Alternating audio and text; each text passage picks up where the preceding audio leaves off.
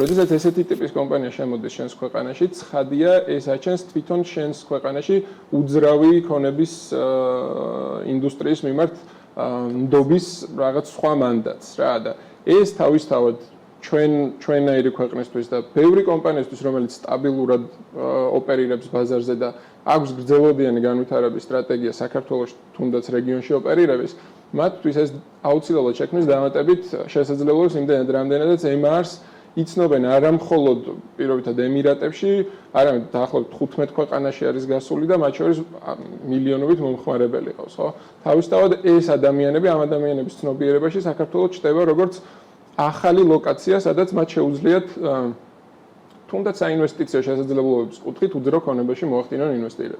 ვინ შეიძლება იყოს ამის მომხმარებელი? ძალიან საინტერესო კითხვა არის, ზოგადად მომხმარებლების ბაზა საქართველოში გასულ წელს რადიკალურად შეიცვალა. ხო, თბილისში დაახლოებით 80% ადგილობრივი მომხმარებელია და 20-22% არის უცხოელები და მანდაც ეს დინამიკა, რომ ძირითადად რუსები ყიდულობდნენ ხოლმე, პრინციპში სამჯერ შემცირდა გასულ წელს.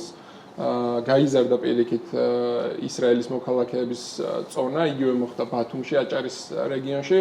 და მე ვფიქრობ, რომ ეს მომხმარებელთა ბაზა კიდევ უფრო შეიცვლება ემარის და მსგავსი ტიპის ინვესტორის შემოსვლით, იმდენად, რამდენადაც მათ საკუთარი მომხმარებელი ყავთ საერთაშორისო დონეზე და ჩვენი ქვეყანაც უფრო პოპულარული გახდება შესაბამისად მათ მიერ ხელმისაწვდომ ლოკაციაზე. ვფიქრობ, რომ სპარსეთის ყურეში განსაკუთრებით აქტუალური გახდება საქართველოს როგორც საინვესტიციო დანიშნულების ლოკაცია, მათ შორის აი მათი, ესე რომ ვთქვათ, სამეზობლო ქვეყნები, სადაც დიდი პროექტები აქვს იგულისხმება აქ ლიბიაც, თუნდაც საუდის არაბეთი და ასე შემდეგ, ეგვიპტე მათ შორის.